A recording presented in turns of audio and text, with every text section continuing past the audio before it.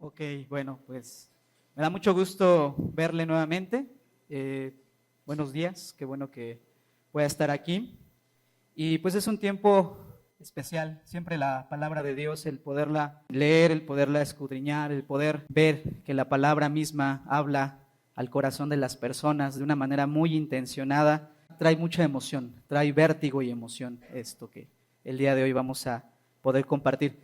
Quiero llevarlo a la carta a los Hebreos, del capítulo 2, y vamos a leer tres versículos. Dice así de la siguiente manera, tengo por título, una salvación tan grande. Por tanto, es necesario que con más diligencia atendamos a las cosas que hemos oído, no sea que nos deslicemos, porque si la palabra dicha por medio de los ángeles fue firme, y toda transgresión y desobediencia recibió justa retribución, pregunta el escritor, ¿cómo escaparemos nosotros si descuidamos una salvación tan grande, la cual, habiendo sido anunciada primeramente por el Señor, nos fue confirmada por los que oyeron este mensaje? Pues yo quiero hablarle el día de hoy, en esta casi tarde ya, sobre los riesgos de alejarnos de la verdad. Así le puse a la plática de hoy, los riesgos de alejarse de la verdad. Dice aquí en la carta a los Hebreos que seamos diligentes, que seamos cuidadosos sobre esto que cada uno ya hemos recibido, porque bien se ha hablado de esto a lo largo del tiempo, y aquí, bueno, expresa que los ángeles han hablado y se ha confirmado esto que de alguna manera se ha establecido en la palabra desde el inicio, y el mismo Señor Jesucristo lo vino y lo habló y lo expresó a través de la obra que Él hizo, y nos da una advertencia muy presente en el sentido de cuidar y proteger. Pero antes de poder hablarle de estos riesgos, yo quisiera establecerle un poquito el contexto de lo que es la verdad. Y la verdad, usted sabe que vivimos en un tiempo complicado, un tiempo en el que todo es relativo. Yo creo que usted ha escuchado estas frases que dicen, esta es mi verdad, la verdad es relativa, cada verdad es valiosa, cada verdad se asegura de ser legítima por la persona o el grupo que lo habla o que lo dice. Y de alguna manera estos tiempos a veces son muy confusos porque muchos hablamos de la verdad y hace un momento cantábamos, la verdad os hará libre y seremos libres. Y bueno, yo quisiera leerle una definición que viene en el diccionario, que dice aquí que es la conformidad entre lo que se dice, lo que se piensa y lo que es real.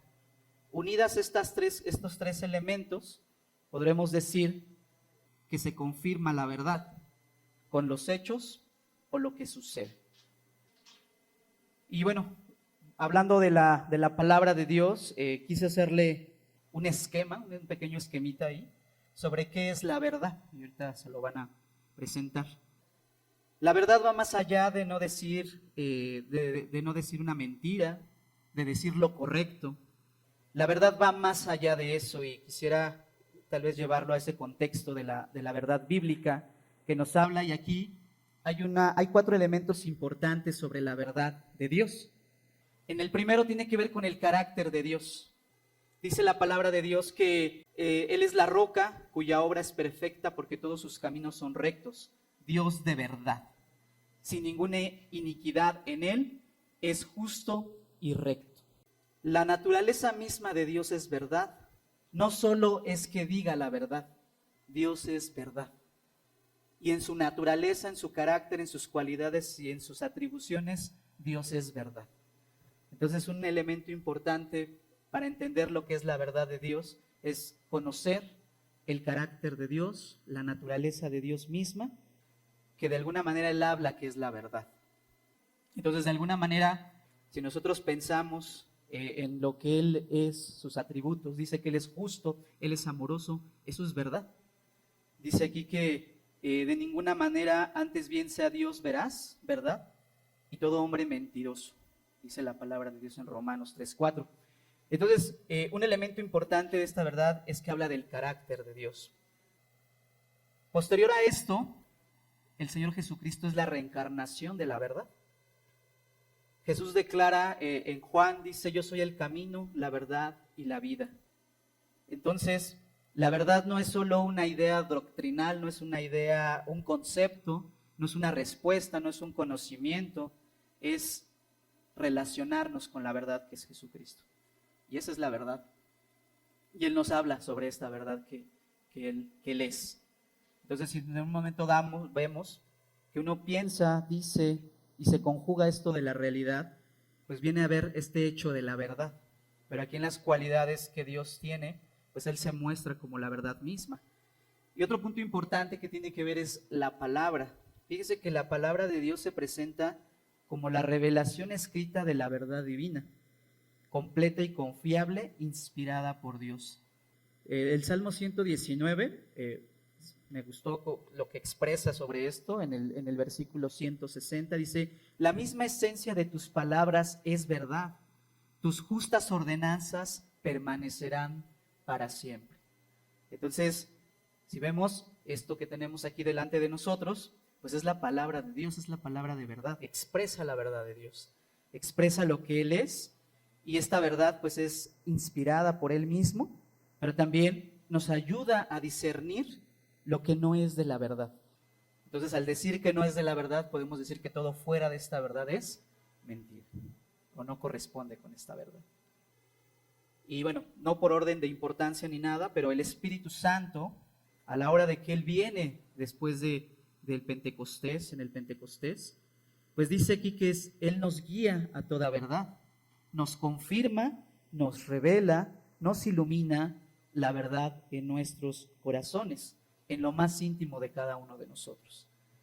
Dice Juan, dice, pero cuando venga el Espíritu de verdad, Él os guiará a toda verdad, porque no hablará por su propia cuenta, sino que hablará todo lo que Él oyere, y os hará saber todas las cosas que habrán de venir. Bueno, este es el contexto que yo le quiero dar sobre lo que es la verdad. Y si usted se da cuenta, más que una respuesta, más que un conocimiento, más que un saber, es una realidad. Y la verdad va más allá tal vez de una contestación que se le puede dar, porque usted y yo interactuamos con la verdad. Usted y yo nos formamos con la verdad. Y la verdad, dice aquí, os hará libres. Y de alguna manera, cuando leía un poco acerca de Hebreos en este pasaje que le acabo de compartir, pues hay algunos riesgos que se toman cuando esta verdad no se considera, no está presente, no está atenta a ella. Y de alguna manera eso puede tener grandes consecuencias, graves consecuencias.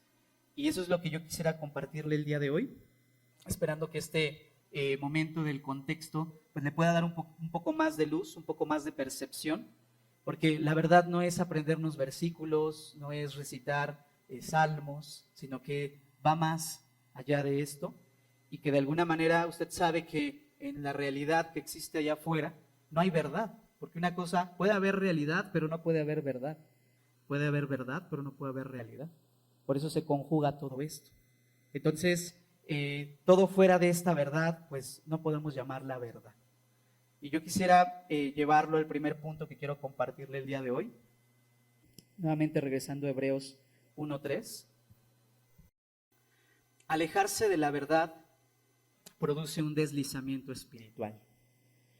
Hebreos 2 del 1 al 3, y quiero volverlo a retomar, dice así: por tanto, es necesario que con más diligencia atendamos a las cosas que hemos oído, no sea que nos deslicemos, porque si la palabra dicha por medio de los ángeles fue firme, y toda transgresión y desobediencia recibió justa retribución. Quiero dejarlo ahí.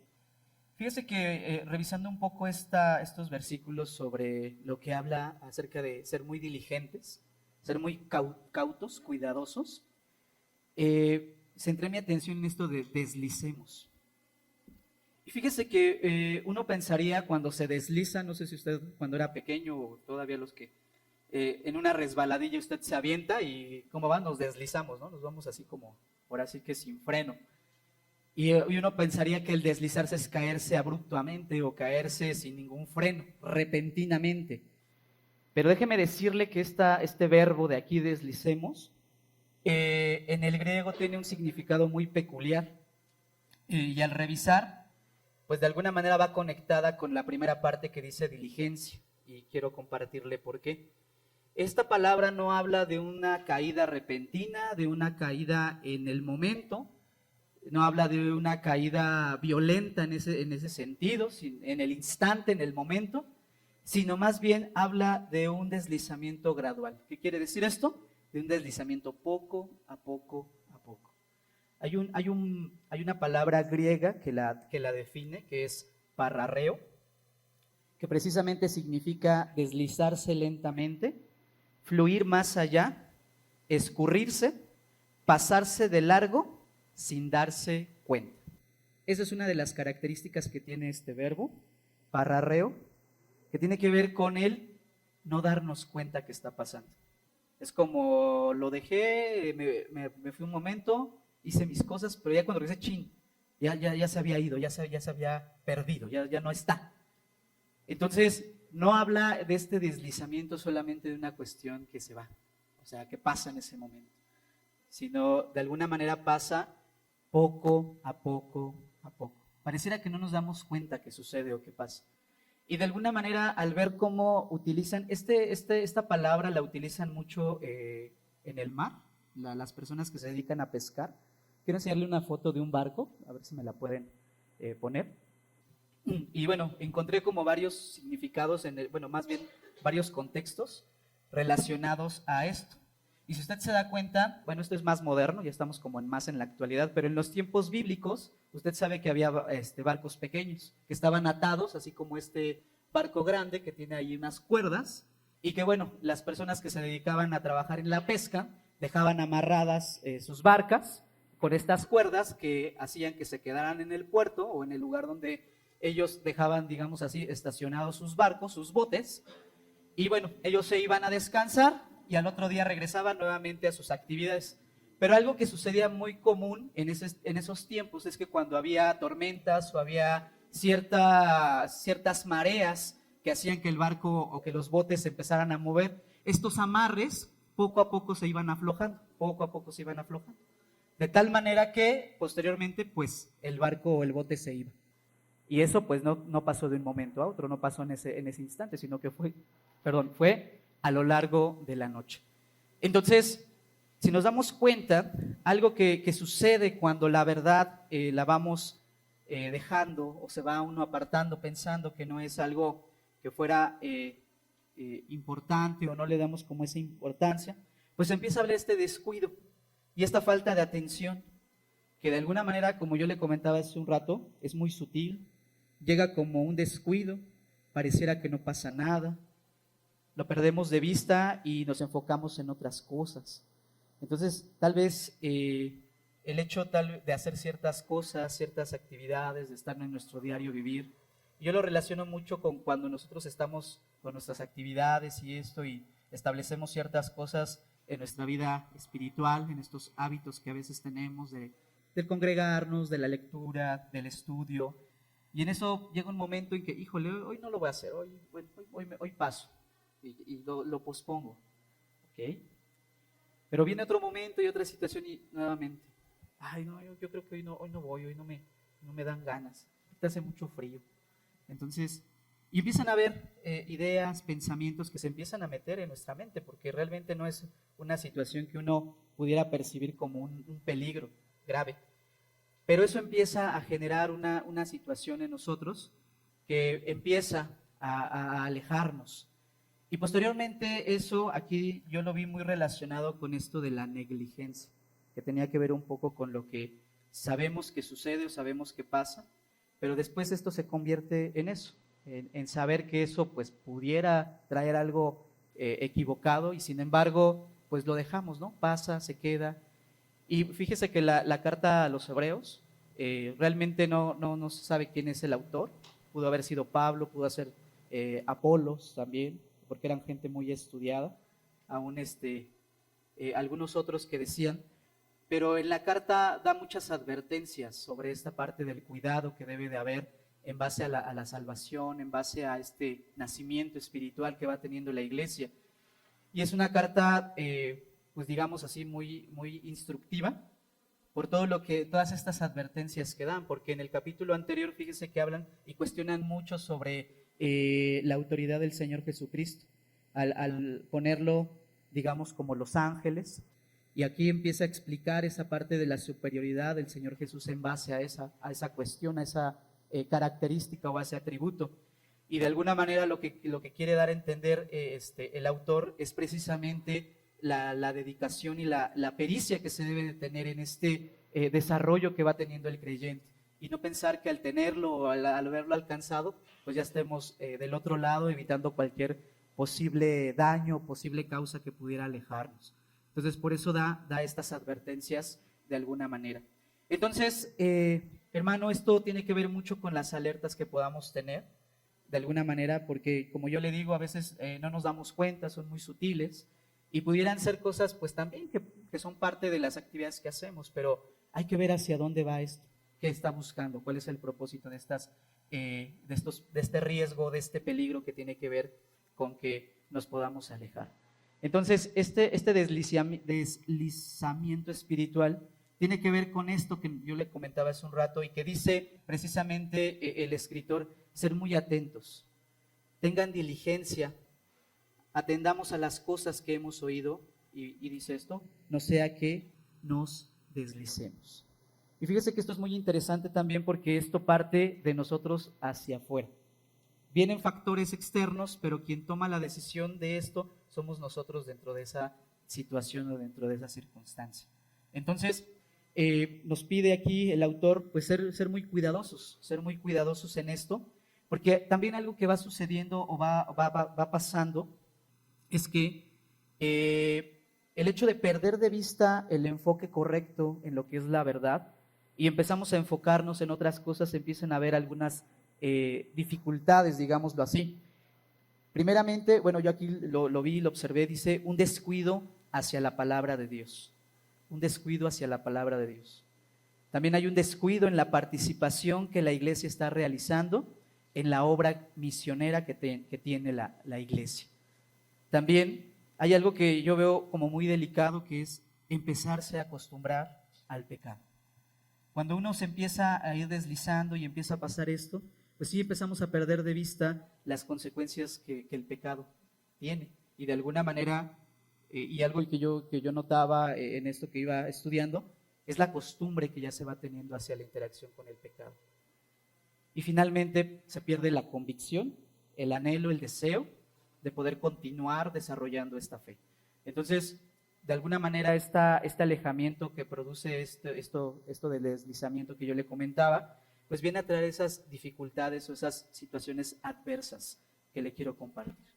Sumado a esto, pues viene otra parte que también tiene que ver, que yo veo también un riesgo, y es el segundo riesgo que le quiero compartir. Dice, alejarse de la verdad abre la puerta al engaño.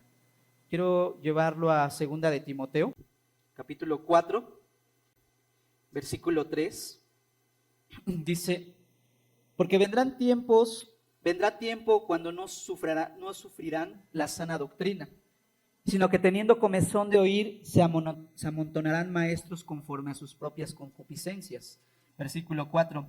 Y apartarán de la verdad el oído y se volverán a las fábulas. Pues fíjese que algo que también trae alejarse, pues es empezar a ver, a oír otras voces que pueden llenar nuestras vidas. Y bueno, yo puse ahí tres riesgos tal vez posibles. Uno que tiene que ver con estas falsas doctrinas, otro que tiene que ver con las filosofías humanas y otras que tiene que ver con las enseñanzas que apelan a la emoción. Y viendo un poco esto de lo que pudiera en la actualidad ser algo que nos evite o que nos quiera alejar de esta verdad, y viendo de alguna manera, y fíjese que el apóstol Pablo se sabe que es la última carta que él escribe a Timoteo y finalmente ya espera el juicio final que tiene en Roma. Y aquí le da varias instrucciones a Timoteo, precisamente sobre lo que él ya va a hacer posteriormente al pastorear a la iglesia en Éfeso. Y en eso él le da todas estas instrucciones para que él cuidara mucho de la iglesia, porque finalmente esto es lo que se iba a introducir o quería introducirse en esos momentos. Usted sabe que en el tiempo del apóstol Pablo, pues había muchas filosofías, había muchos pensadores que en su momento, pues de alguna manera definieron mucho del conocimiento que hasta la fecha tenemos, pero que de alguna manera aquí le está dando esta advertencia. Y el prestarle oídos a estas falsas doctrinas, falsos conocimientos, pues viene a alejar de la verdad a cada uno de los creyentes.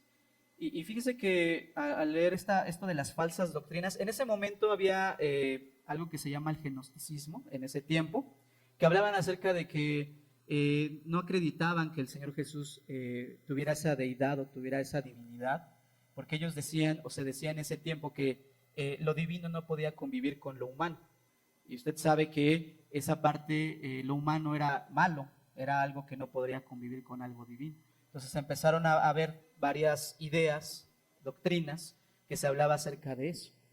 Y fue muy arraigado esto, porque al final empezaron a haber muchas luchas con esos grupos de ideólogos que tenían esos pensamientos y que finalmente venían a demeritar el Evangelio, a demeritar la obra que el Señor Jesucristo hacía. Y aún el apóstol Pablo tuvo que verse en esas situaciones. Pero fíjese que hoy últimamente, y al revisar un poco de lo que se está viendo actualmente, hay una doctrina que probablemente más adelante se haga más popular, ahorita está apenas como iniciando, en la que niegan la Trinidad.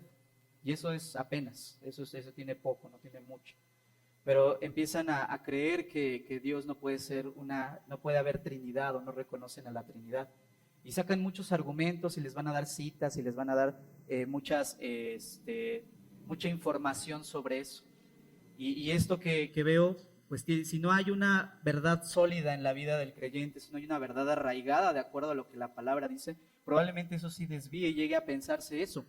Y finalmente viene a darle mucho sentido, porque quienes creen esta nueva doctrina que quieren sacar, pues es eso, pensar que eso, como es bíblico, como vienen cosas que dicen en la Biblia, pues se puede creer o se puede pensar que sí es cierto. Pero sin embargo, hay que entender que la doctrina que aquí en Hebreos y en todo lo que nosotros hemos visto, pues nos damos cuenta que hablando del tema de la Trinidad, pues es importante y es lo que sustenta totalmente todo el proceso de la existencia de la Biblia, de Dios, de todo lo que tiene que abarcar con ello.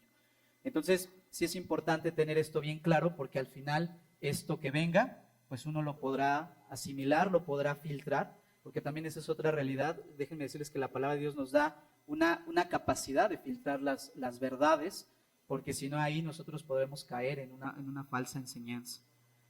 Usted también, esto de las falsas filosofías, pues sabemos que hay mucho conocimiento. Hoy en día está de moda, y yo creo que usted lo ha escuchado, hablar del estoicismo, que es una idea sobre esta parte de las filosofías que hablan precisamente de que tú estés bien, que te vaya bien, haz esto para que te vaya bien, haz esto otro para que tú tengas éxito, y empiezan a dar ideas, empiezan a dar pensamientos, empiezan a dar hábitos que uno pueda hacer para precisamente creer que eso, pues al final, y déjenme decirles que tienen resultados, no lo hago, pero, y entonces en ese sentido, al final, pues crea una imagen sobre eso. Y de alguna manera esto está totalmente fuera de lo bíblico. Y si la Biblia aquí nos comenta acerca de que vendrán tiempos cuando no sufrirán la sana doctrina, sino que teniendo comezón de oír, se amontonarán maestros conforme a sus propias concupiscencias. Entonces, algo que caracteriza mucho a este tiempo también es que el sufrir ya es alguna opción que no debe de ser. El sufrir ya es algo que no debería de ser, no debería de pasar, no debería de suceder. Y igual y se predica también de eso, de que no va a haber sufrimiento, de que no va a haber problemas, de que no va a haber situaciones. Pero sin embargo sabemos que la realidad en la que estamos no es una realidad que de alguna manera dependa de las cosas buenas. Usted sabe quién gobierna este mundo. Y yo creo que lo hemos escuchado y lo hemos oído mucho. Entonces nuestro diario vivir pues tiene que ver en un conflicto por las reglas, las normas, las estructuras que existen en el mundo espirituales y que de alguna manera no compaginan con nuestra vida espiritual. Y precisamente no podemos hablar de que haya un compañerismo con el mundo y un compañerismo del creyente con el mundo, porque eso es totalmente fuera. O sea, si nos damos cuenta en estas ideas o estos pensamientos, pues lo que buscan es hacernos creer en eso. ¿Y qué sucede cuando pasa esto sucede y empieza a llegar a nuestras vidas y empieza a tomar lugar y empieza a tomar un espacio en nuestras vidas? Pues empieza a haber una debilidad. Somos más vulnerables y tenemos la capacidad, o más bien, no tenemos la capacidad y somos influenciables y engañados. Entonces, algo que Timoteo retoma mucho aquí de la carta que le escribe Pablo es precisamente esta tarea tan importante que le dice. En el versículo 1 de este mismo capítulo le hace esta petición, dice: te encarezco delante de Dios y del Señor Jesucristo, que juzgará a los vivos y a los muertos en su manifestación y en su reino, que prediques la palabra, que instes a tiempo y fuera de tiempo, redarguye, reprende, exhorta con toda paciencia y doctrina. Y viene lo que les leí hace un momento: porque vendrá tiempo cuando no sufrirán la sana doctrina, sino que teniendo comezón de oír, y bueno, lo que sí. Entonces, vimos que al principio, pues el deslizamiento tiene que ver con algo muy sutil, algo muy que a veces no se pensaría que fuera algo tan grave. Y en este momento, pues hay una puerta que se abre que tiene que ver con esto del engaño, de las falsas enseñanzas. Y fíjense que algo que yo he notado mucho es que han mezclado muchas cosas de tal manera que pareciera que está correcto lo que a veces se dice. Y si de alguna manera uno pudiera analizar a fondo lo que a veces se expresa en la televisión, en las redes sociales, aún en las pláticas que hay tal vez en nuestros trabajos o donde nos desenvolvamos, y empiecen a hablar de cosas y de temas, y de alguna manera haya un argumento, entre comillas, sólido, pues pensaríamos que no, está correcto, está bien, ¿no? Lo veo que está bien, pero sin embargo hay que ver bien a fondo lo que implica, porque de alguna manera esto, pues lo único que busca es engañarnos, desviarnos, y más si se asume un papel o una posición de eso, pues más viene a ser más un problema más, ¿no? El daño que viene a realizar esto. Entonces, dice aquí que estos maestros o estas personas que vendrán a hablar de esto, vienen por sus propios deseos, vienen por sus propias concupiscencias. ¿Y cuál es el objetivo? Los apartarán de la verdad y se volverán a sus fábulas incorrectas. Entonces, el hecho de tener este riesgo delante, pues habla mucho acerca de lo que nosotros como creyentes, como cristianos, tendríamos que ver. Y no sé si usted en algún momento pues haya vivido esta parte, o le haya pasado esto conforme a estos conocimientos o a estas fábulas ideológicas que hay y que de alguna manera pues vienen a desviar. Y yo quisiera nombrarle el tercer riesgo, y más que un riesgo, yo lo veo como algo que viene de parte de Dios, que tiene que ver con el alejarnos de la verdad, nos conduce a la disciplina y al juicio de Dios. Fíjese lo que dice en Hebreos, y yo quiero regresar a la parte en la que estábamos. Dice así, el versículo 2 y 3. Porque si la palabra dicha por medio de los ángeles fue firme, y toda transgresión y desobediencia recibió justa retribución, ¿cómo escaparemos nosotros si descuidamos una salvación tan grande, la cual, habiendo sido anunciada primeramente por el Señor, nos fue confirmada por los que oyeron? ¿Usted sabe quién está muy interesado, muy interesado en su vida? ¿Sí sabe quién está muy interesado en su desarrollo, en su crecimiento, en su desarrollo espiritual? Pues déjeme decirle que Dios está muy interesado. Él es el que está más interesado que cualquiera tal vez de nosotros. Y a Él le interesa mucho su desarrollo. Y por ello, Él toma muy seriamente esta parte de irnos alejando de la verdad. Y me llama algo la atención porque dice: si los ángeles hablaron algo que se cumplió, algo que fue dicho desde hablemos del Antiguo Testamento, y se dijo, y se comentó, y se cumplió, ahora con la salvación que viene de parte de nuestro Señor Jesucristo, y en este tiempo y en este momento, ¿cuánto más no se confirmará esa verdad de parte del Señor? Entonces, si Dios toma muy en serio este abandono, este alejamiento, pues también Él toma medidas ante esto. Y Él toma medidas porque Él no quiere que nadie se aleje ante esta verdad. Y esas medidas a veces son complicadas, a veces no se quieren vislumbrar o ver, pero sin embargo son medidas que lo que se buscan es que esa verdad no se aleje o no la veamos, sino realmente la tengamos ahí muy presente. Y fíjese que siempre hubo una respuesta de parte de Dios a este momento del alejamiento, y al ver así como de manera muy general un poco acerca de qué sucedía con el pueblo de Dios cuando se empezaban a alejar de Dios, cuando empezaban a hacer sus cosas, cuando estaban en sus propios asuntos, pues fíjese que hay algo bien interesante en el Antiguo Testamento, y solamente quise tomar un ejemplo. Hay muchos ejemplos ahí de cómo habla. ¿Usted se acuerda cuando el rey Nabucodonosor llegó y destruyó al pueblo de Judá? ¿Se acuerda de ese episodio? Y fíjese que en Jeremías y en Ezequiel ya se había hablado desde antes de ese cautiverio que iba a haber. Y muchas veces el pueblo, o más en este caso Dios, le hablaba al pueblo y le decía y hablaba con ellos y les expresaba todas las cosas que tenían que hacer. Pero sin embargo el pueblo empezó a hacer y a tomar sus propias decisiones, empezó a hacer las cosas como consideraban que estaba correcta. Si usted lee toda la trayectoria de los reyes del sur y del norte, pues verán las consecuencias que sucedió. Pero en todos esos momentos Dios estaba hablando y estaba hablando y estaba hablando precisamente para que esta verdad que ya estaba en el pueblo no se alejara, no se diluyera, no se escurriera, como hace un momento yo le decía con esta palabra. ¿Y qué pasaba? Que no entendía el pueblo, que no escuchaba el pueblo, y venían estos juicios y esta disciplina de parte de Dios. Pero era con la finalidad de que no se alejaran de la verdad, que no se alejaran de esta verdad tan importante. Pero sin embargo, el pueblo vivía las consecuencias.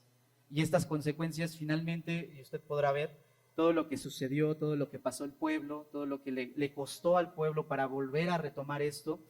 Y en su misericordia Dios lo permitió y ha ayudado al pueblo posteriormente a todas estas situaciones, porque usted sabe que en la naturaleza de Dios hay un aspecto muy especial y muy importante, que es la esencia de Dios, que es el amor. Y esto en el amor de Dios fue lo que los llevó al pueblo a que verdaderamente retomaran el peligro de este descuido que ellos tenían. Y eso hablando un poco del Antiguo Testamento. Pero ya hablando un poco del Nuevo Testamento, pues aquí viene un pacto diferente, viene un pacto nuevo, dice la palabra, que es el pacto que tenemos en Cristo a través de su sacrificio. Pero algo que yo veo que aquí, cuando uno se empieza a alejar de esta verdad, pues no es que uno lo lleven cautivo a alguna nación, o que lo pongan como esclavo en alguna nación, o que destruyan la ciudad donde estamos. Pero sí habla acerca de que hay consecuencias en lo interno, en la vida interna, en la vida espiritual del creyente.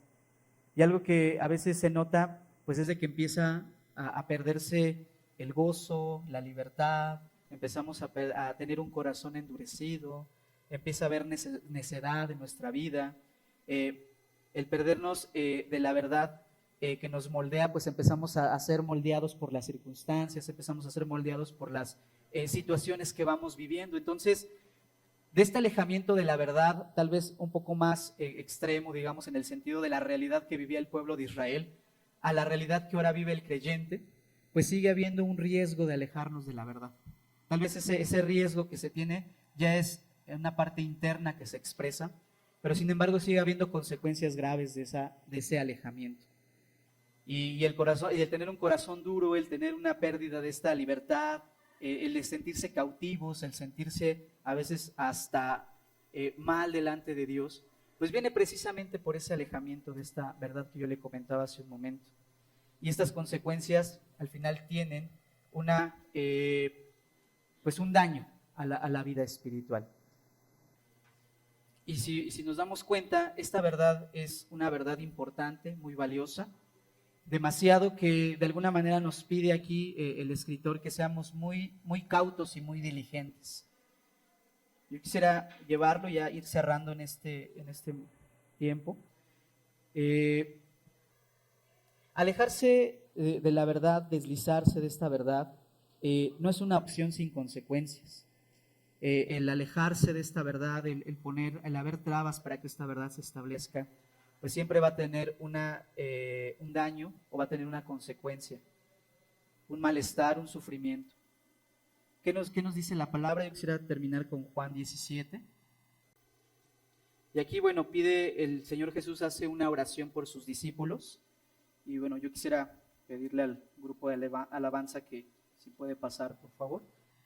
Dice el capítulo 17, versículo 17, y fíjese que esta oración que hace el Señor Jesús es una oración que hace por sus discípulos. Y si usted va leyendo todo el pasaje, pues él habla de todo esto que le comentaba, que ellos no se alejen, que ellos permanezcan. Hay una parte que dice que no ruega que los quite del mundo, sino que los guarde del mal que está en este mundo. Y pide algo muy, muy importante, muy especial el Señor Jesús en el versículo 17. Y dice así: santifícalos en tu verdad. Tu palabra es verdad.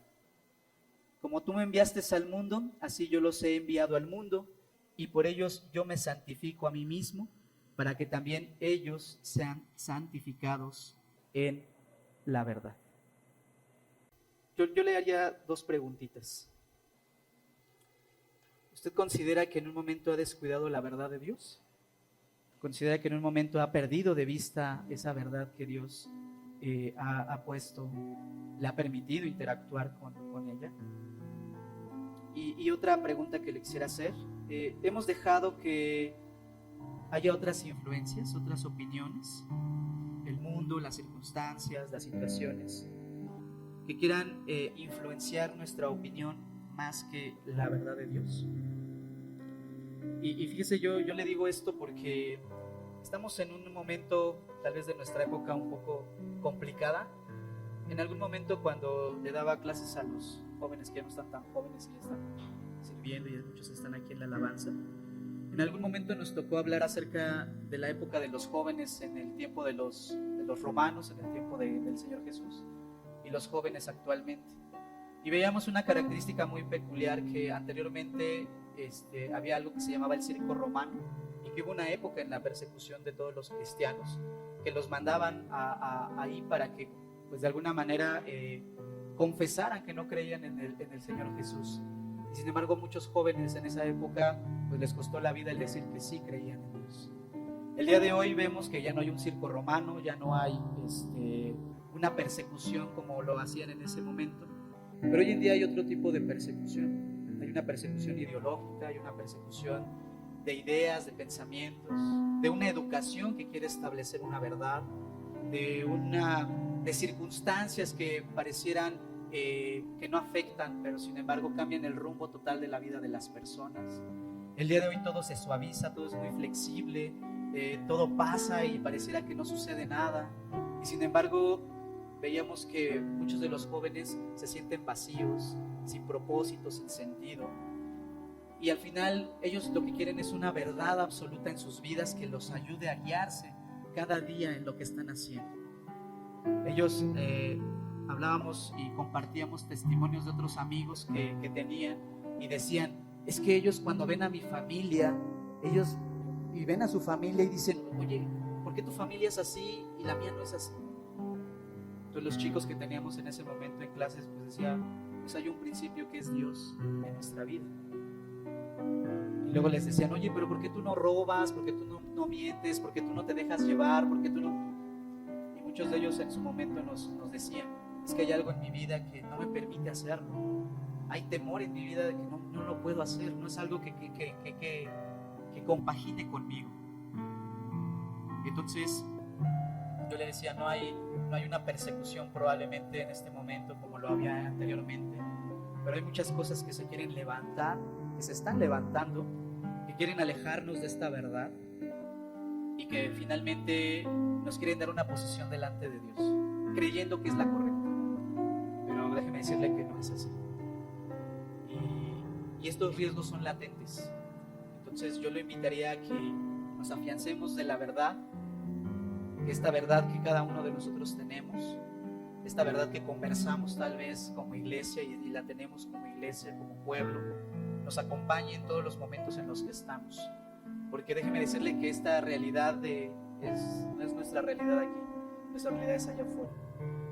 Y esa realidad, de alguna manera, saliendo, pues es lo que nos va a confrontar más adelante, un ratito, sobre cuál es la verdad que nosotros tenemos. Entonces, yo lo invito a que se ponga de pie y me gustaría escuchar este canto con usted. Y yo lo invito, si usted gusta, cierre sus ojos y vamos a entonar este canto.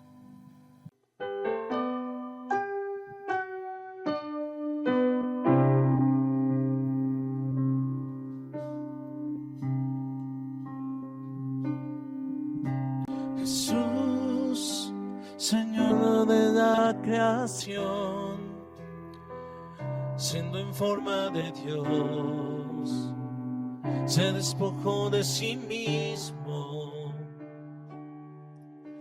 tomó la semejanza de hombre y siendo puro y sin mancha, entre nosotros vivió.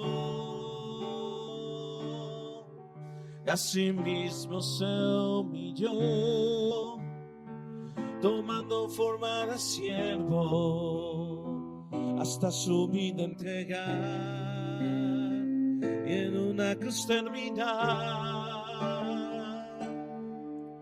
Mas Dios a lo sumo lo exaltó y su nombre engrandeció, para que ante su autoridad toda rodilla se doble y toda lengua confiese que Jesús es el Señor.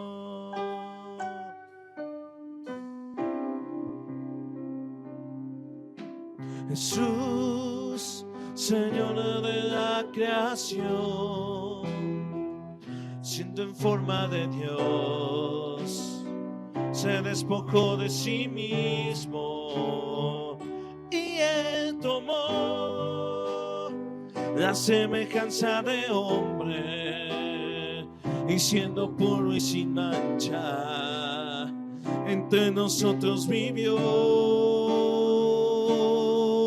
Y asimismo se humilló, tomando forma de siervo, hasta su vida entregar y en una cruz terminar. Mas Dios a lo sumo lo exaltó y su nombre engrandeció, para que ante su autoridad toda rodilla se doble y toda lengua confiese que Jesús es el Señor.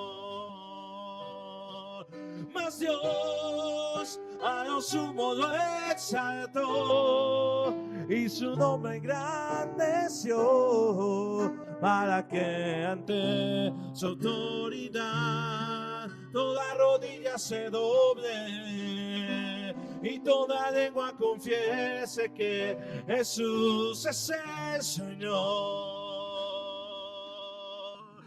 Sí.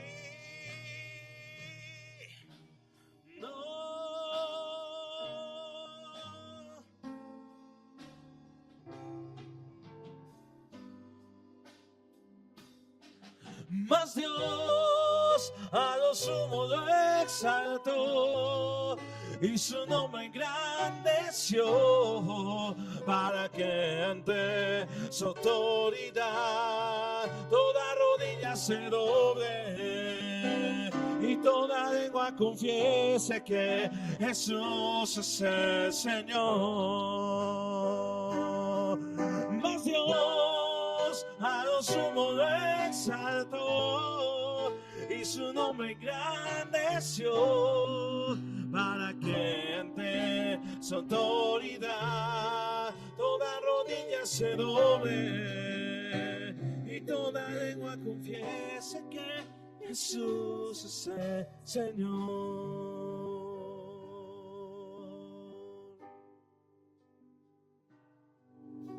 Te damos gracias porque tú eres bueno, Señor, porque tu palabra lo declara y lo dice. Pero el hombre natural no percibe las cosas que son del Espíritu de Dios, porque para él son locura y no las puede entender, porque se han de discernir espiritualmente. En cambio, el Espíritu juzga todas las cosas, pero Él no es juzgado de nadie. Porque ¿quién conoció la mente del Señor? ¿Quién le instruirá? Mas nosotros tenemos la mente de Cristo. Agradecemos por tu palabra.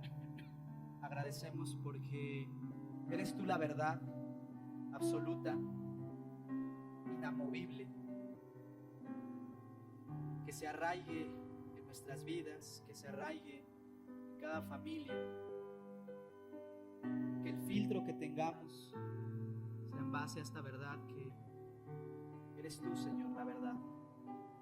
Y agradecemos porque hoy podemos tener esta mente, este pensamiento que ha sido conformado por tu verdad, por tu palabra, que nos guía, que nos permite continuar y que en ese desarrollo y en ese crecimiento podamos conocer tu voluntad, podamos conocer lo que tú quieres que hagamos y que en nuestro corazón haya esa sensibilidad, haya esa comprensión, haya ese deseo de seguir estableciendo en nuestra vida, en nuestra familia, en nuestro hogar, la libertad absoluta de tu presencia, de nuestra vida, de tu palabra y de todo lo que tú haces en ella.